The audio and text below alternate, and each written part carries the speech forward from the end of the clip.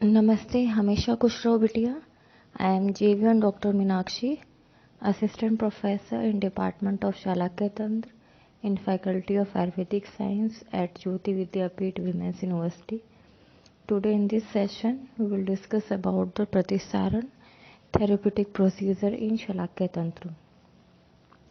घर्षण उपक्रम यह आयुर्वेद शब्दकोश में आया है. यहाँ प्रतिसारण से मुख में मंजन के रूप में चूर्ण, अवलेह या रस क्रिया, कल का प्रयोग करने का उपक्रम है. यदि मुख रोगों में औषध को स्थानिक प्रयोग करना हो तो कवल गंडूश के अतिरिक्त उंगली अथवा कार्पास कृतोष्णी शलाका से औषध लगाकर मंजन किया जाता है, जिसे प्रतिसारण अथवा मंजन कहते हैं. यह भी प्रश्न हो सकता है कि मुख अवयवों में जब कवलगंडूश से स्थानिक औषध प्रयोग किया जा सकता है तो प्रतिसारण की क्या आवश्यकता हो सकती है. इसका उत्तर यह हो सकता है कि कई औषध द्रव्य जल या द्रव में मिलाने से अपनी कार्मुकता खो देते हैं एवं स्थानिक औषध प्रयोग में यदि कार्यकारी औषध की अधिक मात्रा की आवश्यकता हो तो प्रतिसारण ही यह कार्य पूरा कर सकता है, क्योंकि कवलगंडूश में कम मात्रा की उपलब्धि रह पाती है. कल्क, चूर्ण, रसक्रिया आदि का स्थानिक प्रयोग अधिक औषध प्रदान करेगा. औषध केवल रोगयुक्त भाग पर ही लगानी चाहिए, अन्यत्र उस औषध का संपर्क नहीं हो. अतः प्रतिसारण इस स्थिति में उपयोगी रहेगा. स्थानिक शोधन कर्म परिमार्जन हेतु भी प्रतिसारण ही उपयोगी रहेगा, क्योंकि कवलगंडूश की अपेक्षा उंगली, कार्पास, कृतोष्णी शलाका अधिक प्रभावी ढंग से शोधन करने में सक्षम है. मुख रोग अवस्था में दंतपवन विधान का निषेध है. अतः इस अवस्था में कवलगंडूश और प्रतिसारण से ही मुख शोधन का निर्देश है. प्रतिसारण की परिभाषा शारंगधर उत्तर तंत्र अध्याय 11 में आई है. कल्को अवलेह चूर्ण च त्रिविधम प्रतिसारणम अंगुल्य गृहीते च यथास्वम मुख रोगिणाम. और भाव प्रकाश में प्रतिसारण के लिए श्लोक आया है. दंत जीवा मुखानाम य चूर्ण कल्क अवलेह कहा शनैः घर्षणम अंगुल्या तद्युक्तम प्रतिसारणम. इनका अर्थ है कि दांत, जिह्वा तथा मुख अवयवों के रोग शमन, दोष लेखन हेतु रोग प्रतिषेधार्थ औषध चूर्ण, कल्क या अवलेह रस क्रिया का शनैः शनैः मंजन प्रतिसारण कहलाता है. फिर है प्रतिसारण निर्देश. सुश्रुत संहिता चिकित्सा स्थान अध्याय 40 में श्लोक आया है.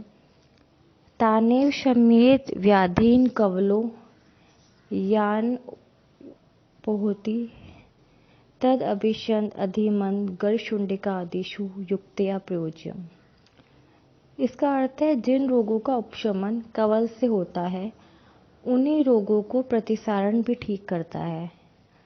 प्रतिसारण अभ्यसंद, अधिमंद व गलशुंडिक में युक्तिपूर्वक प्रयोग करना चाहिए. फिर प्रतिसारण के भेद बताए हैं सुश्रुत संहिता चिकित्सा स्थान अध्याय 40 के 69वें श्लोक में. कल्को रस क्रिया शोद्रम चूर्णम चेति चतुर्विधम. और अष्टांग संग्रह के 31वें अध्याय के 7वें सूत्र में आया है कि प्रतिसारण तु त्रिविधम गंडूषोदिताना द्रव्याणाम रसक्रिया कल्प चूर्णश्च. इसका अर्थ है कवल गंडूश में प्रयुक्त होने वाले औषध द्रव्यों से निर्मित प्रतिसारण कल्पना भेद से 3 प्रकार का होता है। पहला होता है चूर्ण, दूसरा कल्क, तीसरा रसक्रिया। आचार्य सुश्रुत ने मधु से भी प्रतिसारण करने का विधान कहकर इसे चतुर्थ प्रकार में सम्मिलित किया है। कुछ टीकाकारों ने शौद्र से दरदरा चूर्ण लेने की बात कही है। फिर है प्रतिसारण विधि। सुश्रुत संहिता चिकित्सा स्थान 40 में आई है। विभज्य भेष्यम बुद्धिया कुर्वीत प्रतिसारणम अंगुल्य अग्र प्रणीतम तु यथा स्वम मुखरोगिणाम।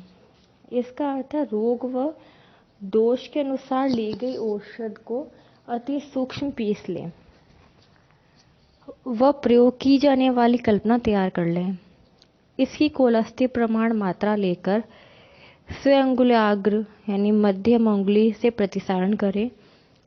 रोग की हीन मध्य उत्तानावस्था अनुसार 5 अथवा 7 बार प्रतिसारण करें।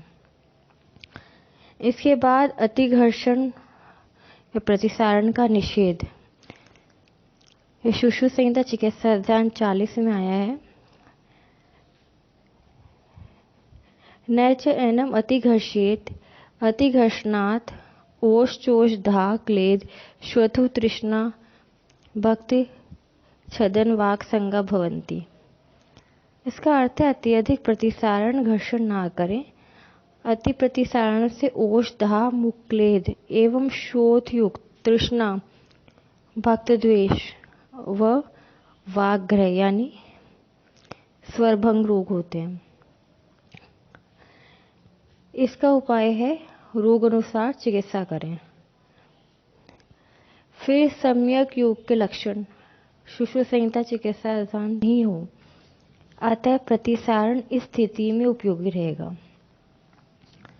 स्थानिक शोधन कर्म परिमार्जन हेतु भी प्रतिसारण ही उपयोगी रहेगा, क्योंकि कवल गंडूष की अपेक्षा उंगली करपास कृतोष्णी शलाका अधिक प्रभावी ढंग से शोधन करने में सक्षम है।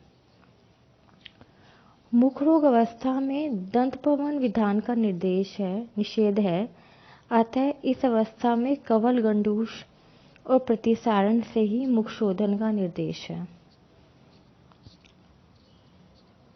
प्रतिसारण की परिभाषा शारंगधर उत्तर तंत्र अध्याय 11 में आई है। कल्को अवलेह चूर्ण च त्रिविधम प्रतिसारणम अंगुल्ये गृहीते च यथास्वम मुख रोगिणाम। और भाव प्रकाश में प्रतिसारण के लिए श्लोक आया है। दंत जीवा मुखानाम यह चूर्ण कल्क अवलेह कहा शनै घर्षणम अंगुल्या तद्युक्तम प्रतिसारणम। इनका अर्थ है कि दांत, जीवा तथा मुख अवयवों के रोग शमन, दोष लेखन हेतु रोग प्रतिषेधार्थ औषध चूर्ण कल्क या अवलेह रस क्रिया का शनै शनै मंजन प्रतिसारण कहलाता है। फिर है प्रतिसारण निर्देश। सुश्रुत संहिता चिकित्सा स्थान अध्याय 40 में श्लोक आया है। तानेव शम्येत व्याधीन कवलो यान पोहति तद अभिषंत अधिमंद गलशुंडिका आदिशु युक्तया प्रयोज्यम। इसका अर्थ है जिन रोगों का उपशमन कवल से होता है उन्हीं रोगों को प्रतिसारण भी ठीक करता है। प्रतिसारण अभ्यसंध, अधिमंत व गलशुंडिक में युक्तिपूर्वक प्रयोग करना चाहिए। फिर प्रतिसारण के भेद बताए हैं सुश्रुत संहिता चिकित्सा स्थान अध्याय 40 के 69वें श्लोक में। कल्को रस क्रिया शोद्रम चूर्णम चेति चतुर्विधम। और अष्टांग संग्रह के 31वें अध्याय के 7वें सूत्र में आया है कि प्रतिसारण तु त्रिविधम गंडूषोदिताना द्रव्याणाम रसक्रिया कल्प चूर्णश्च। इसका अर्थ है कवल गंडूष में प्रयुक्त होने वाले औषध द्रव्यों से निर्मित प्रतिसारण कल्पना भेद से 3 प्रकार का होता है। पहला होता है चूर्ण, दूसरा कल्क, तीसरा रसक्रिया। आचार्य सुश्रुत ने मधु से भी प्रतिसारण करने का विधान कहकर इसे चतुर्थ प्रकार में सम्मिलित किया है। कुछ टीकाकारों ने शौद्र से दरदरा चूर्ण लेने की बात कही है। फिर है प्रतिसारण विधि। सुश्रुत संहिता चिकित्सा स्थान 40 में आई है। विभज्य भेष्यम बुद्धिया कुर्वीत प्रतिसारणम अंगुल्य अग्र प्रणीतम तु यथा स्वम मुखरोगिणाम। इसका अर्थ है रोग व दोष के अनुसार ली गई औषध को अति सूक्ष्म पीस लें, वह प्रयोग की जाने वाली कल्पना तैयार कर लें, इसकी कोलस्थी प्रमाण मात्रा लेकर स्वअंगुल्याग्र यानी मध्यम अंगुली से प्रतिसारण करें। रोग की हीन मध्य उत्तानावस्था अनुसार 5 अथवा 7 बार प्रतिसारण करें। इसके बाद अतिघर्षण या प्रतिसारण का निषेध। सुश्रुत संहिता चिकित्सा अध्याय 40 में आया है। नैच एनम अतिघर्षेत अतिघर्षणात् ओषचोष धा क्लेद श्वथु तृष्णा भक्ति छदन वाक संगा भवंती। इसका अर्थ है अत्यधिक प्रतिसारण घर्षण ना करें। अति प्रतिसारण से ओष दाह मुक्लेद एवं शोथ युक्त तृष्णा भक्त द्वेष व वाग्ग्रह यानी स्वरभंग रोग होते हैं। इसका उपाय है रोग अनुसार चिकित्सा करें। फिर सम्यक योग के लक्षण। सुश्रुत संहिता चिकित्सा अध्याय 40 में सूत्र है सम्यक प्रतिसारणात् वैषद्यम लाघवम श्वथु प्रसेको अनभिलाषश्च। इसका अर्थ है सम्यक प्रतिसारण होने पर मुख शुद्धि, लघुता, श्वथु, अप्रसेक व भोजन में रुचि उत्पन्न होती है। फिर प्रतिसारण के हीन योग के लक्षण सुश्रुत संहिता चिकित्सा अध्याय 40 में आए हैं। असम्यक प्रतिसारणात् पैच्छल्य गुरुत्वान अनभिलाष प्रमोह विकार अनुपशया। इसका अर्थ है उचित रूप से प्रतिसारण न होने से मुख में पिच्छलता, गुरुता, अनभिलाषा, प्रमोह व विकार शांति न होना। इसका उपाय है पुनश्च प्रतिसारण करना। इसके बाद कवल गंडूष एवं प्रतिसारण क्रियाकल्प में पथ्य का वर्णन आया है। सुश्रुत संहिता चिकित्सा अध्याय 40 में दोषग्नम अनभिसंधि भोज्येच तथा नरम दोषग्नम इति येन दोषेण वातादिना मुख रोग आरब्ध। इसका अर्थ है मुख रोग आरंभक दोषों को शमन करने वाला भोजन, औषध व अभिसंधि आहार का सेवन कवल गंडूष प्रतिसारण क्रियाकल्पों के समय प्रयोग करना हितकर है। अन्यथा इन क्रियाकल्पों से पूर्ण या शीघ्र लाभ नहीं होता। यथा मुखपाक में इनके साथ विरेचन और पित्त शामक कोई हिम या शीतवीर्य औषध अवश्य लेनी चाहिए। त्रिफला को कवल, गंडूष व प्रतिसारण इन तीनों क्रियाकल्पों हेतु प्रयुक्त किया जा सकता है। यथा त्रिफला कल्क से कवल, त्रिफला क्वास से गंडूष एवं त्रिफला चूर्ण से प्रतिसारण कर सकते हैं। फिर है अंजनामिका में प्रतिसारण।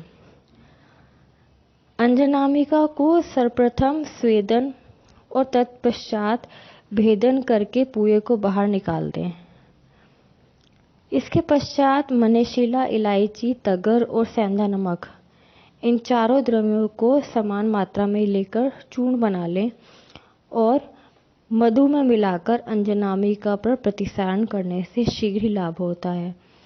इस प्रकार से अंजनामिका में प्रतिसारण का वर्णन किया गया है। इस सेशन में हमने डिस्कस किया कि जो शालाक्य में थेरेप्यूटिक प्रोसीजर है प्रतिसारण, उसके सम्यक योग, हीन योग और पथ्य और उसके भेद, इसकी परिभाषा, इन सब का वर्णन किया गया है। तो this session completes here. This session is powered by digital version 2.0 Jyoti Vidyapeeth Women's University.